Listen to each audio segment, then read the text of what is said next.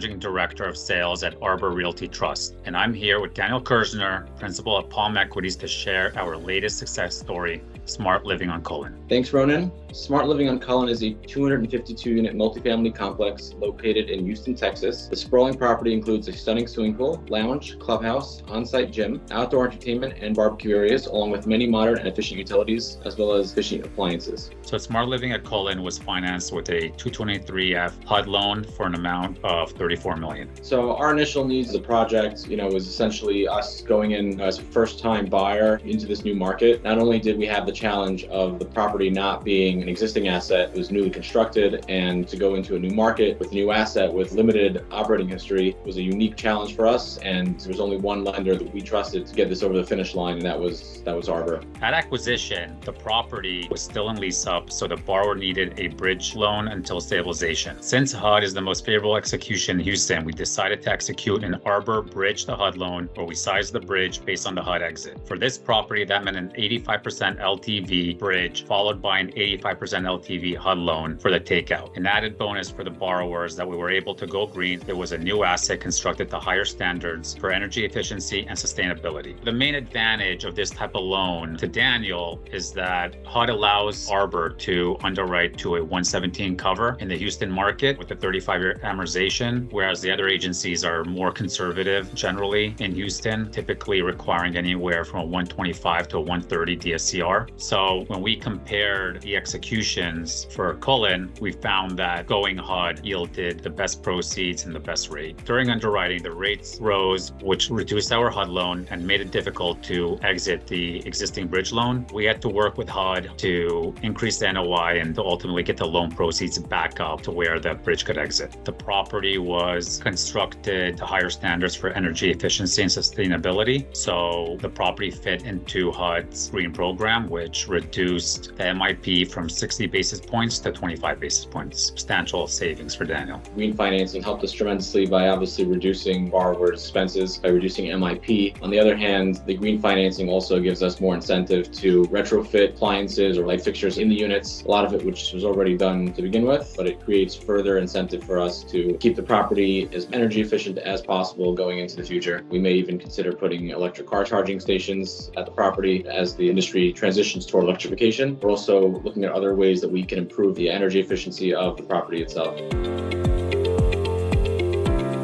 When it comes to older properties, we can retrofit the units with different techniques like LED lighting and energy efficient appliances. That also helps the tenants themselves. It helps in this environment of inflation. It helps tenants reduce their own costs. Obviously, it helps reduce our electric utility costs. But ultimately, knowing that you have an energy efficient property, you just have a good feeling when you're running a property that is efficient and has a low carbon footprint. We speak at least 3 to 4 times a week. Ronan and I, we have a friendship outside of business, and the relationship is important in these tricky deals. Arbor has the ability not just to execute, but to make the process simpler. Arbor's underwriters makes the whole loan closing process very smooth, very easy for the borrower. And since I have a lot of experience dealing with Arbor and working on closing deals with them, I got much more familiar with the process. But when this deal came along, and there was a very unique situation for us, being in a very new market with a new property without an operating history, taking out also a new bridge loan, Arbor was the only one that really came to my mind to be able to execute this.